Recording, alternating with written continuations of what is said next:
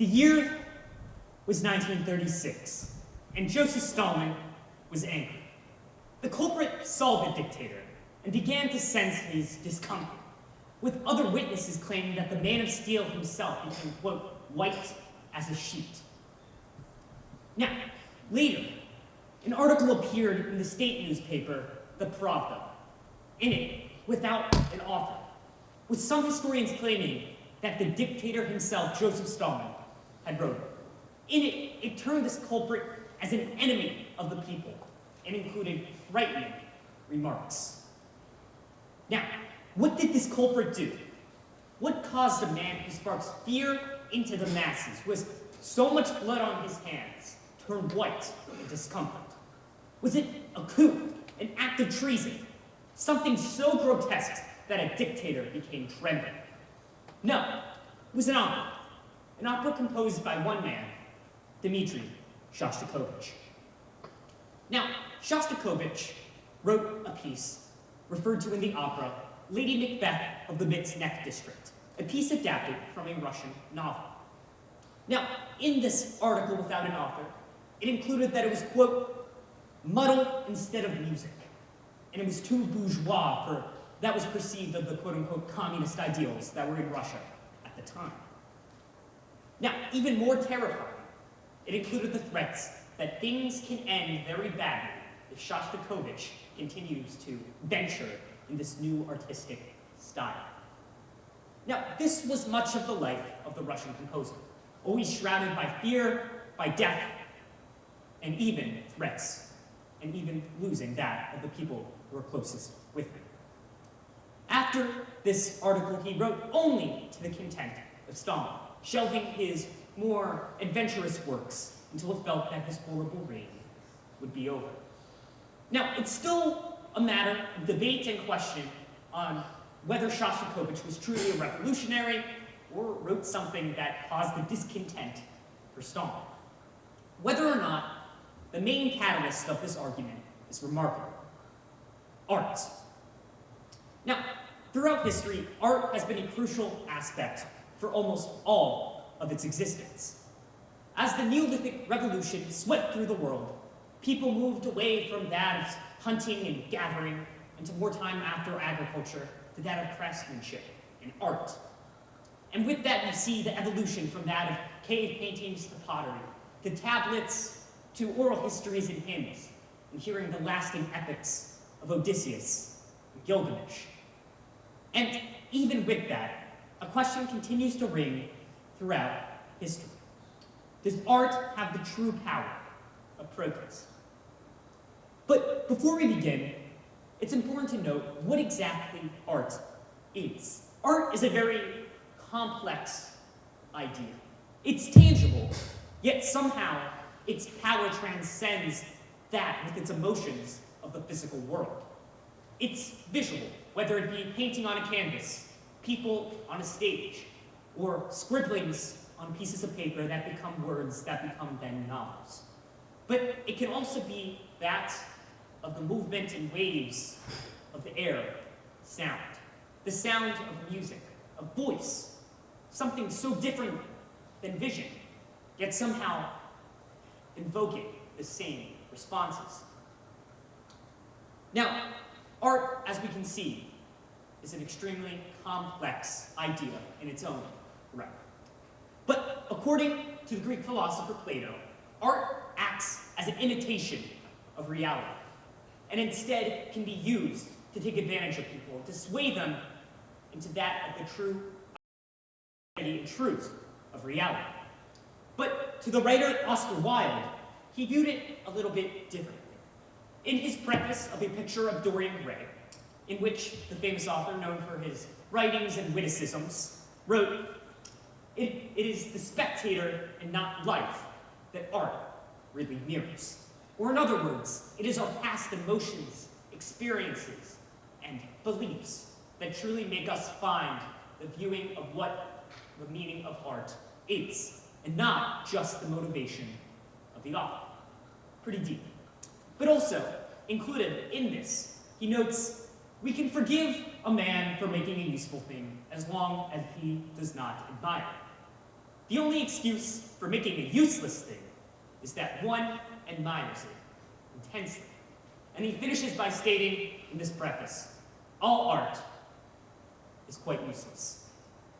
Now, notice how he doesn't say all art is quite meaningless.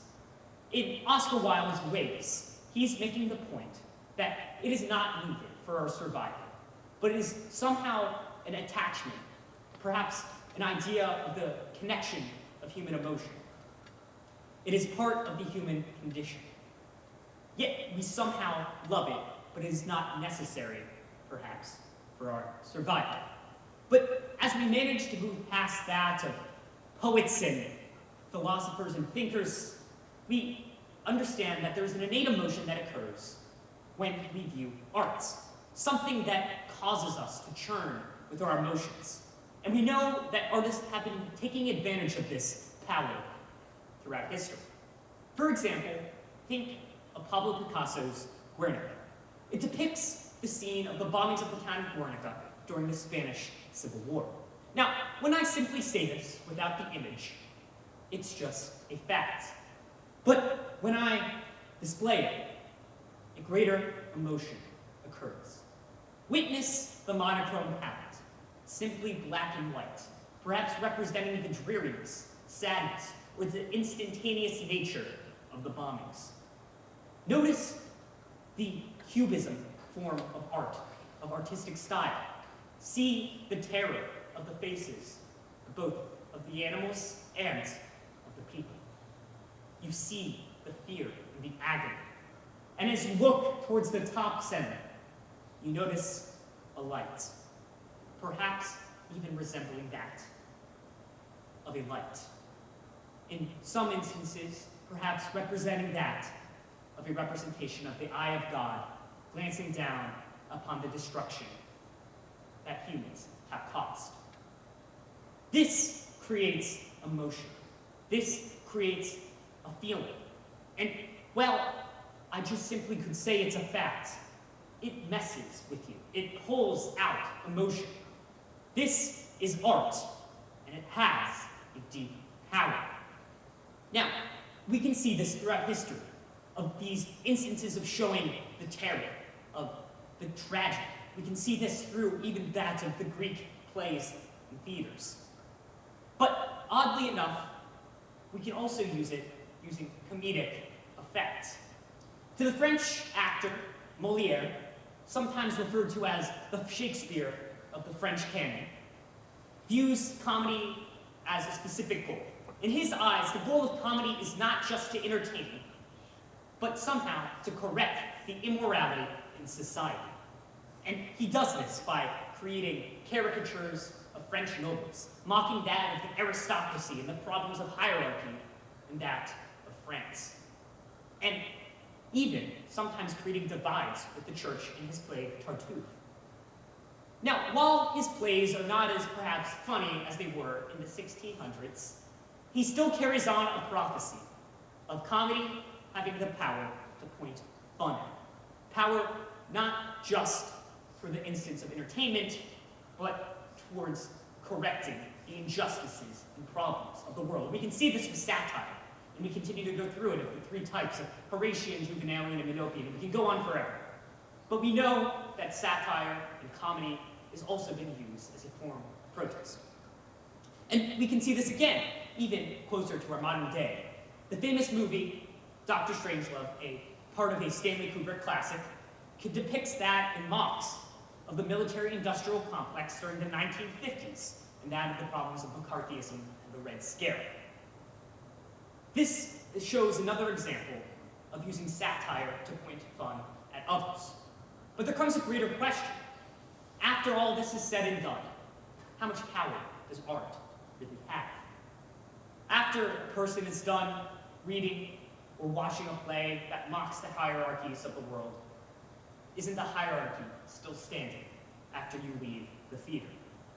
Or what about the sounds and songs of the protest during that of Vietnam? Did that change Washington's mind? No, it did not.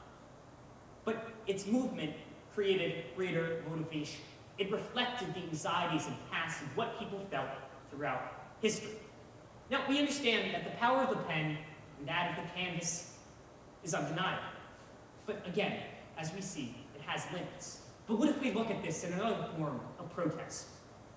To a certain extent, doesn't violence not fully motivate all, but still has the motivation of persuasion? Art is complex, and it is not having the exact power to change people's minds directly. But its close connection to the human condition is remarkable.